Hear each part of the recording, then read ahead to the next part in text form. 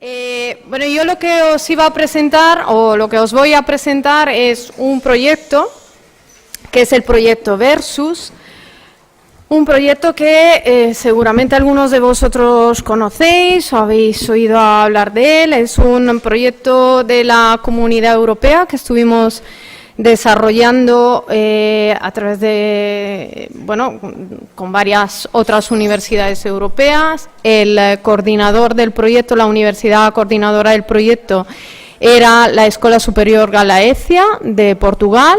Y luego había 4 partners más, que era Crater de Grenoble, era la Universidad de Cagliari de Italia, la Universidad de Florencia también de Italia y la Universidad Politécnica de Valencia. ¿Por qué os cuento de este proyecto? Porque es un proyecto que se montó justamente en la línea de lo que hemos venido viendo hasta ahora. Es decir, un poco el tratar de entender la arquitectura vernácula, en tratar de entender los principios y el interés que tiene la arquitectura vernácula y ver posibles estrategias que puedan ser interesantes tanto para lo que es la conservación como para lo que es aplicar esos principios en la arquitectura de hoy en día. Versus, de hecho, es Vernacular Heritage Sustainable Architecture, el patrimonio vernáculo para una arquitectura sostenible. Sostenible es una palabra muy utilizada, sobreutilizada, se utiliza tanto que ya nadie sabemos exactamente qué es, porque sostenible es ya todo. O sea, cuando hablamos de sostenible ya parece que la lavadora tiene que ser sostenible, que la manzana tiene que ser sostenible, que la charla es sostenible, ya todo es sostenible y con lo cual pierde de significado. Ya es pues el adjetivo de todo, ¿no? Bueno, pues entonces tratamos lo contrario de ver qué era eso de lo sostenible de la arquitectura tradicional, o sea, tratar de dar un significado, ¿no?, a esa palabra. Bueno, este es el equipo, parte del equipo, ¿vale?, del proyecto.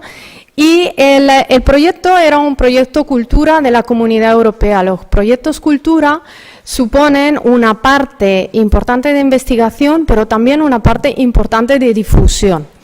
Y eso es muy interesante porque que nosotros hagamos una investigación fantástica, pero que no llegue a nadie, sirve de poco. La investigación sirve en el momento que se transmite a la gente, que se transmite a los estudiantes, que es un conocimiento que va un poquito más allá de los 4 que lo estudiamos, ¿no? Entonces, uno de los requisitos de este tipo de programas de la Comunidad Europea es justo la difusión. Difusión en diferentes foros, a diferentes niveles. De hecho, se hicieron acciones de diferente tipo. Se hicieron 2 congresos internacionales con publicaciones de alto nivel, con comités científicos internacionales, digamos, a nivel de investigación, o sea, que tuviera pues una difusión importante a nivel de investigación. Eso también es importante, que nuestra investigación no se quede en el cajón, sino que circule y que a nivel internacional se conozca que hay una investigación. Por esa razón, en los 2 congresos, el primero se hizo en Portugal y el segundo se hizo aquí en Valencia en 2014. En los 2 congresos se trató de dar mucha difusión. Luego se hicieron también workshops científicos que se hicieron desde el principio.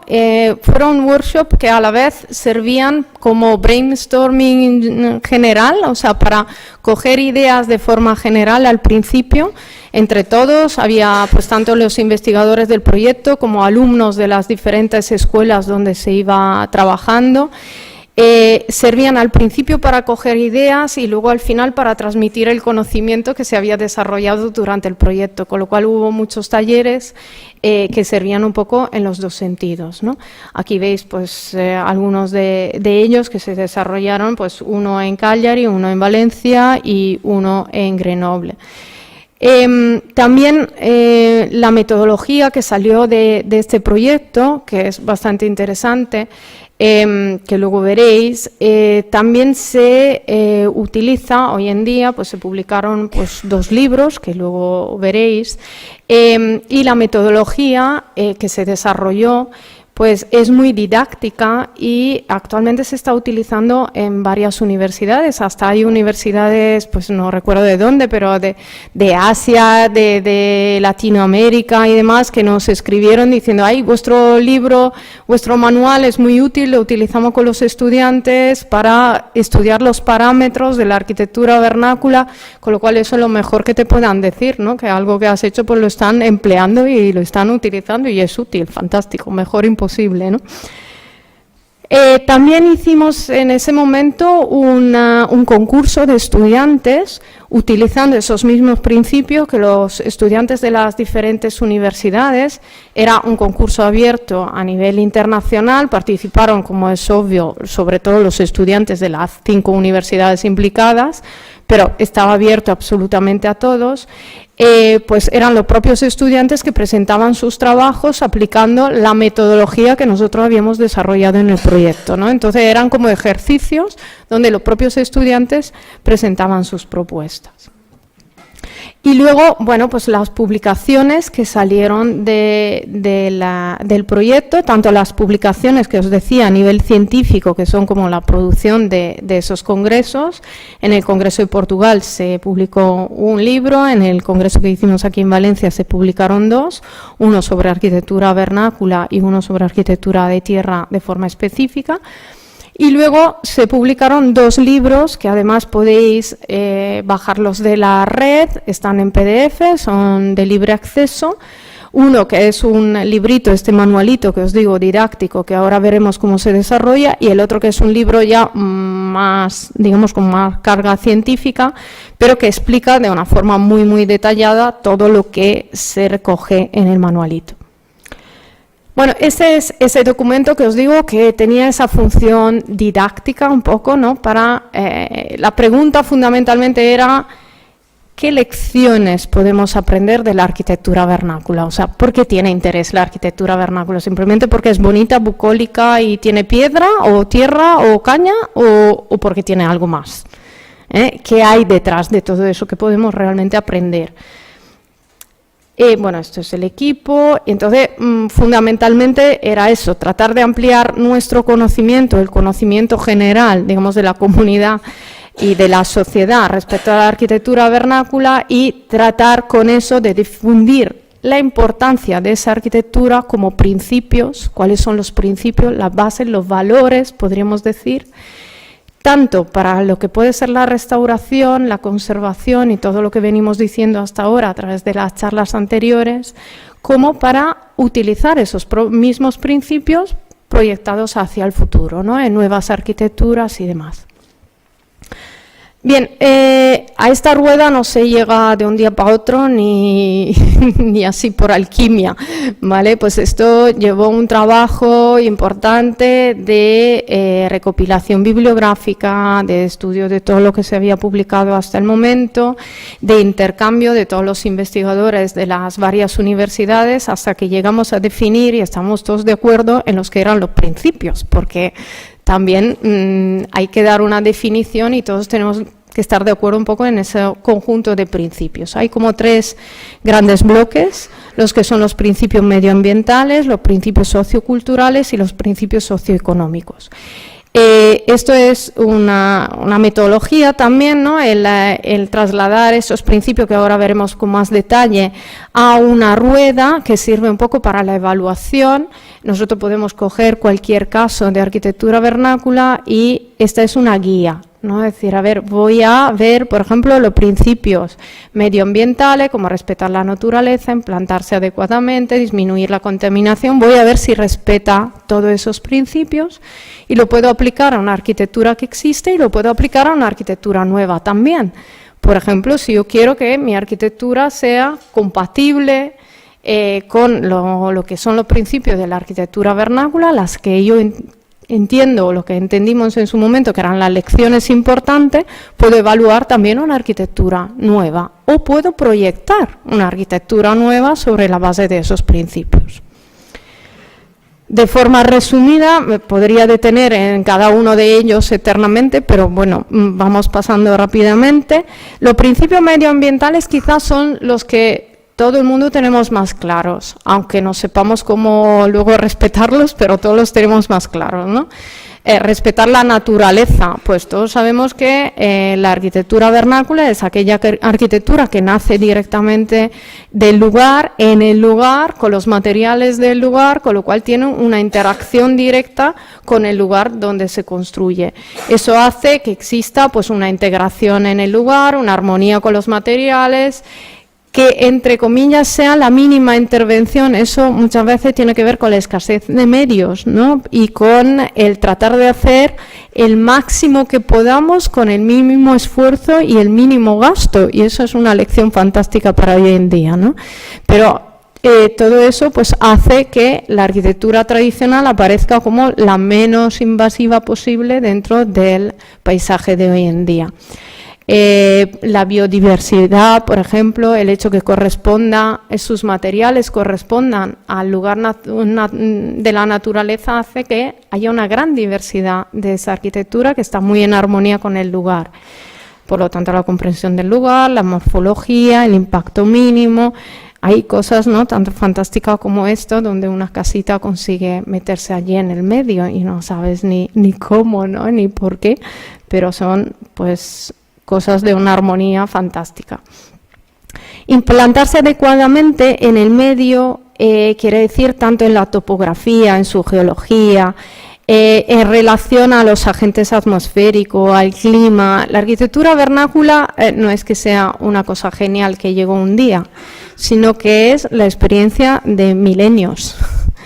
Entonces, si durante miles de años la gente ha vivido en un lugar, sabe perfectamente de dónde viene el viento, cómo cae la lluvia, que si me pongo en un sitio es mejor que si me pongo en otro. Es simplemente esa experiencia acumulada que hoy en día nosotros llegamos, plantamos nuestro mamotrete donde sea y nos cargamos la experiencia de miles de años, y lo que nos pasa es pues que a lo mejor llega pues un aluvión y nos tira la casa.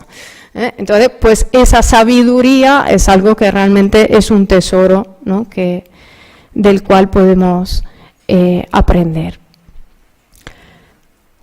Disminuir la contaminación y los desechos. ¿Cómo se hace eso? Con la reutilización, la recuperación, los materiales locales. Hoy en día esto es parte de lo que llamamos la sostenibilidad, algunos llaman el reciclaje. A mí reciclaje no me acaba de gustar mucho, porque reciclaje lo que se recicla es la basura.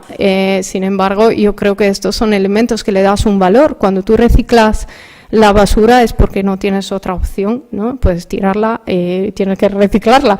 Pero esto en realidad, por ejemplo, el reutilizar estas columnas de piedra es en parte porque tengo escasez de medio, pero también en parte porque le doy un valor a esas columnas, porque tienen un interés, porque tienen una fortaleza, porque han aguantado porque todavía sirven para algo, ¿no? Entonces, bueno, pues la arquitectura vernácula tiene una experiencia también milenaria, ¿no?, en reutilizar las cosas, y que, bueno, pues también es una gran, si queréis, lección para hoy en día, ¿no? La reducción del transporte, por ejemplo. Evidentemente no hay reducción de transporte, hay que transporte mínimo o nulo prácticamente. Es qué piedra tengo allí, pues esa piedra con esa piedra construyo, ¿no? Y al final es buscar la mejor solución con el material y lo que yo tengo a disposición. Es como decir, ¿qué tengo aquí? Esto, con esto me tengo que construir la casa. ¿Cómo lo hago para hacerlo de la mejor manera posible? Preservar la salud, eso también es algo que está en la cultura humana. Evidentemente no vamos a construir una casa para estar mal dentro de ella, ¿no? Y eso también, evidentemente, lo que es la cultura y lo que ha sido la experiencia a lo largo del tiempo hace que, pues, si nos protejamos de los vientos o cerremos o tengamos materiales con más inercia térmica, una serie de cosas que mejoran nuestra calidad de vida. Minimizar los efectos de riesgos naturales, eso va enlazado con lo que os decía, pero por ejemplo todo el tema de terremotos, es todo el tema sísmico, es algo que también la arquitectura vernácula ha tenido, digamos, la experiencia, si queréis, negativa de repetidos sismos que hacen que a lo largo del tiempo se ha ido mejorando la propia arquitectura para poder resistir frente a determinadas situaciones, ¿no? Eso con todo tipo de riesgos naturales. Y cosas como estas, donde nos preguntamos por qué están estas maderas, es que son atados en zonas sísmicas para que esos edificios pues tengan resistencia frente a esto.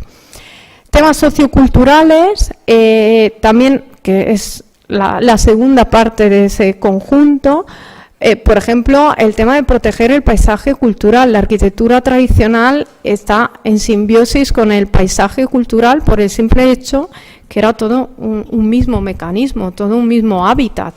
La arquitectura nace en relación a los cultivos, al cómo utiliza el lugar, nace del lugar, lo utiliza y es todo un mismo mundo, ¿no?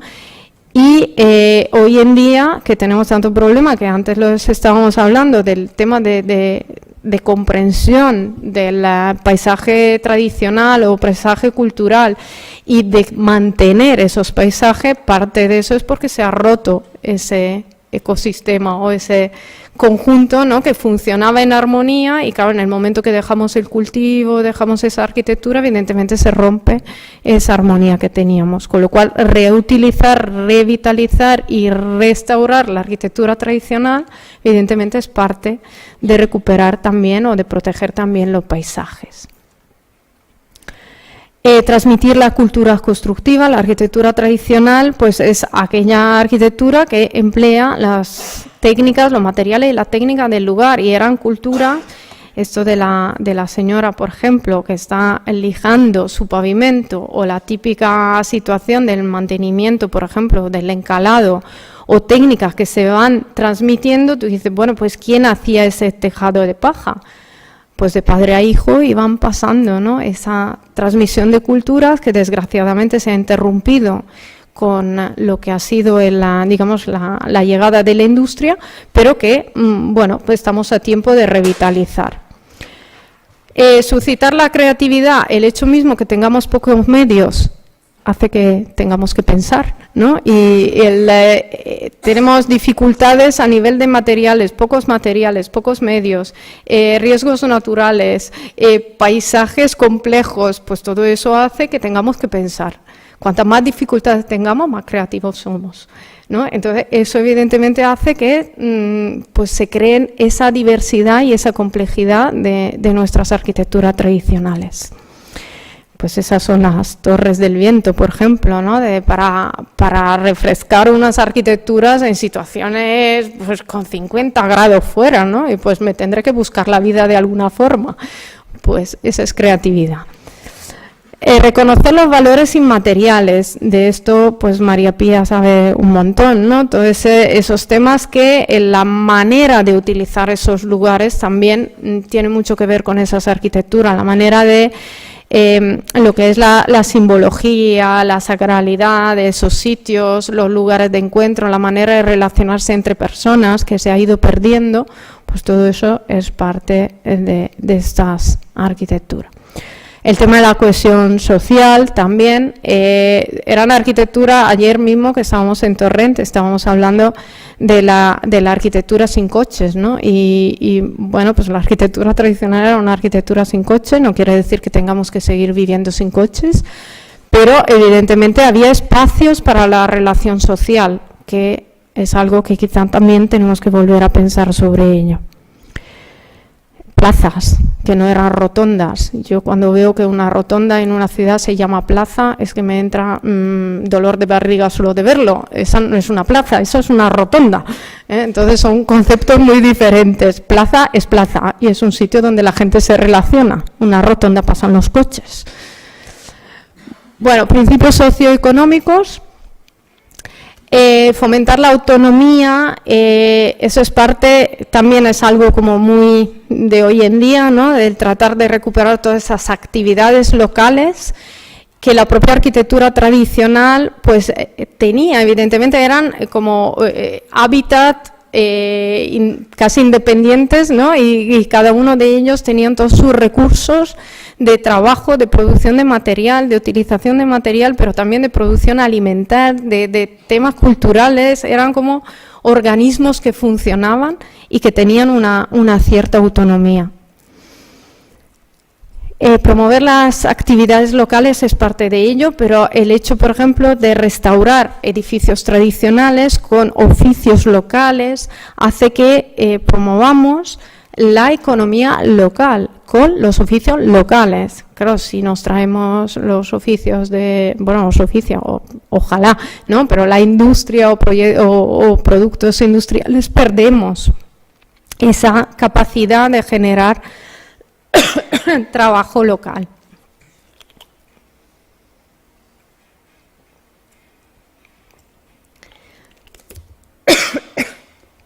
También eso tiene que ver con el optimizar los esfuerzos de la construcción, por ejemplo, el utilizar los materiales que son residuos o productos de la propia agricultura. Antes estaba hablando de la paja, por ejemplo, ¿no? De la paja de centeno en un lugar, de la madera que corto del olivo porque estoy podando los olivos, pero la reutilizo. O sea, era utilizar lo que tenían en el propio lugar. La vida útil de los edificios tiene que ver con el mantenimiento.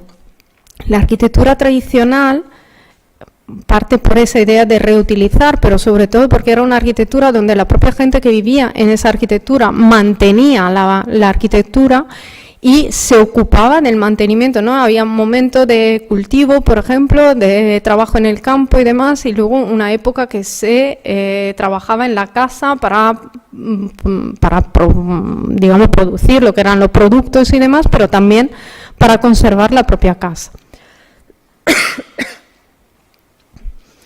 Y luego todo el tema de energías, que pueden ser tanto de viento como de agua, pues la arquitectura tradicional nos enseña muchas cosas en ese sentido, ¿no? Como ahorrar recursos y energías. El otro libro, este es el manualito, ese manual didáctico que os decía, que se está utilizando en varios sitios. Y el otro libro, que es este, que también es descargable en la web. Es un libro más amplio de contenido, no me voy a detener en los contenidos, pero bueno, esta imagen un poco cuenta hacia dónde queríamos ir, ¿no? Es decir, tenemos una arquitectura vernácula. De esa arquitectura vernácula tenemos una serie de principios, de cosas que podemos aprender, y quizá lo podemos aprender para una arquitectura contemporánea, compatible con la propia arquitectura vernácula y que pueda aprender de la propia arquitectura vernácula. Aparte, la parte, digamos, de capítulos de investigación, hay un montón de fichas de casos en este segundo libro que son muy interesantes porque son casos no solo europeos, la mayoría de ellos son europeos, pero también extraeuropeos, con pues un análisis según todos los principios de todos esos casos, tanto de arquitectura tradicional como de arquitectura de nueva planta. Principios y valores. Os decía, analizamos los principios, pero esos principios son valores, son los valores de la arquitectura tradicional.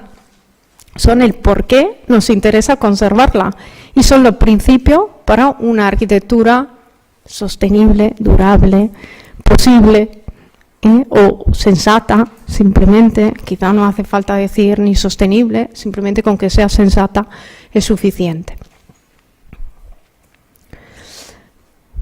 Bueno, yo creo que, visto el tiempo, nos quedamos aquí, ¿vale? Y simplemente os invito un poco a reflexionar sobre esos temas que ya se habían ido tratando, y es un poco el enlace con la jornada de mañana, que también se hablará de este tipo de arquitectura, digamos, nueva, sensata, y trataremos de seguir en ello. Pues con eso yo acabo y así dejamos un poquito más de tiempo a la charla siguiente. Gracias.